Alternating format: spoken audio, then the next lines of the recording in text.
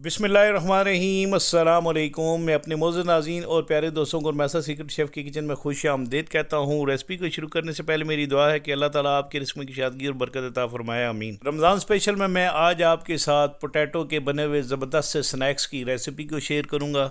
आलूओं के ये स्नैक्स माशाल्लाह इतने ज़बरदस्त बनेंगे, जब आप एक दफ़ा इसको बना कर खाएँगे तो इंशाल्लाह आपको बहुत ही मज़ा आएगा। इन खस्ता और क्रिस्पी स्नैक्स को बनाने के लिए किन चीज़ों का इस्तेमाल होता है, तो चलते हैं अपने किचन की तरफ और स्टार्ट करते हैं इस रेसिपी को। बिस्मिल्लाहिर्रहमानिर्रहीम। ये मेरे पास 4 अदद स्लाइस ब्रेड हैं। आलूओं की इस खस्ता और क्रिस्पी रेसिपी को बनाने के लिए आपने कोशिश करनी है कि जो ब्रेड इस्तेमाल करनी है वो आपने फीकी ब्रेड का इस्तेमाल करना है। आपने इस रेसिपी को बनाने के लिए मीठी ब्रेड का बिल्कुल भी इस्तेमाल नहीं करना।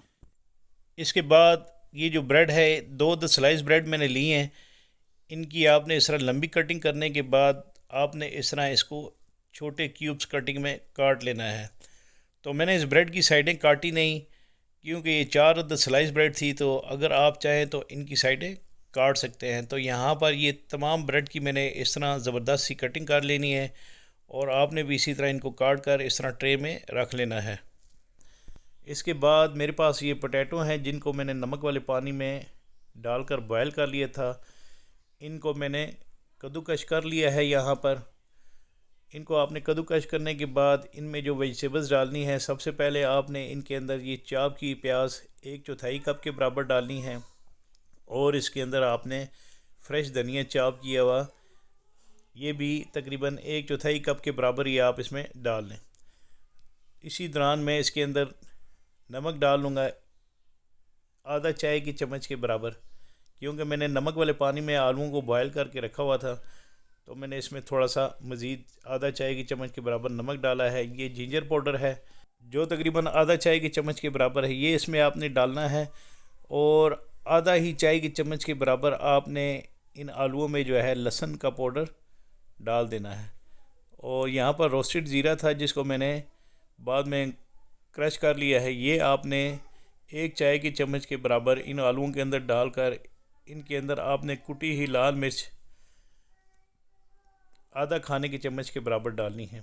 अगर आप इसको स्पाइसी बनाना चाहते हैं तो आप इसमें 1 खाने की चम्मच के बराबर कुटी लाल मिर्चें डाल सकते हैं, लेकिन ये बच्चे शौक़ से खाते हैं तो इस वजह से मैंने इसके अंदर इतनी मिर्चें नहीं डाली। आपने इन तमाम जो पोटैटोज़ हैं जो कद्दूकश किए हुए हैं, इनको आपने अच्छे तरीके से मिक्स कर लेना है ताकि ये बिल्कुल यकजान हो जाए। और इसके बाद आपने इनके इस तरह छोटे छोटे बॉल्स बना लेने हैं। पहले आपने हाथों को पानी लगाना है और इसके बाद आपने इस तरह ये छोटे छोटे बॉल बनाकर आपने इनको इस तरह प्लेट में तरतीब से रख लेना है। अगर आप मेरे चैनल पर नए हैं तो प्लीज़ एक प्यारा सा कमेंट्स ज़रूर कीजिएगा और मेरी इस बनाई गई रेसिपी को अपने फैमिली मेम्बर के साथ ज़रूर शेयर कीजिएगा और मेरे चैनल को सब्सक्राइब ज़रूर कीजिएगा। तो यहाँ पर ये तमाम बॉल्स मैंने इस तरह बना लिए हैं।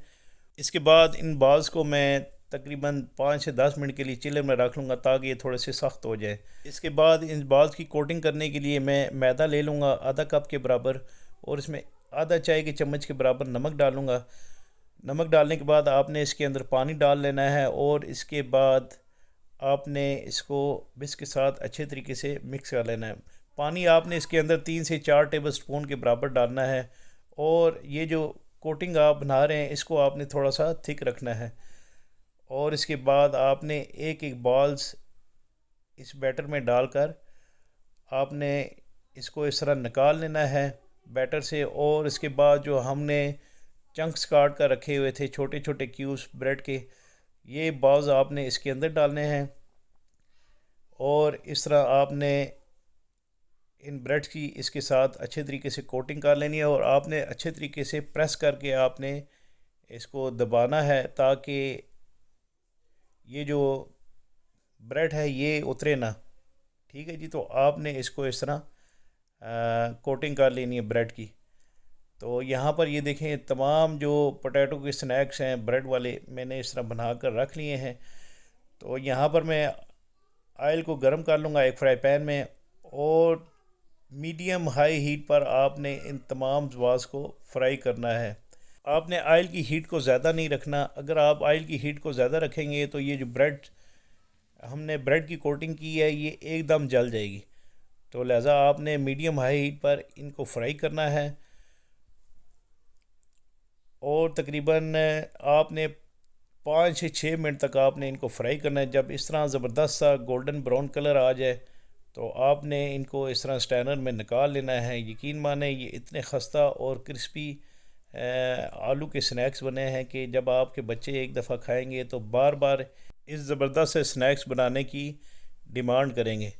तो यहाँ पर इस तरह मैंने तमाम जो आलूओं के ज़बरदस्त से स्नैक्स हैं मैंने निकाल लिए हैं और इसके बाद जो सेकंड बैच वाले जो रह गए थे आलू के स्नैक्स वो भी आपने इस तरह डालकर फ्राई कर लेना है। तो यहाँ पर ये तमाम आलूओं के स्नैक्स को मैंने इस तरह स्टैनर में डालकर रख लिया है। इसके बाद मैं इनकी प्रेजेंटेशन करूँगा। इन तमाम क्रिस्पी और ज़बरदस्त से स्नैक्स पोटैटो स्नैक्स को आप टमाटो केचप के साथ सर्व कर सकते हैं, ग्रीन चटनी के साथ सर्व कर सकते हैं। तो यहाँ पर ये तमाम बाज़ आपने इस तरह प्लेट में लगाकर इनको सर्व करना है। तो इसके साथ ही मैं अपने मौजूद नाज़रीन और प्यारे दोस्तों से इजाज़त चाहता हूँ। अल्लाह ताला आप सबका हामी नासिर।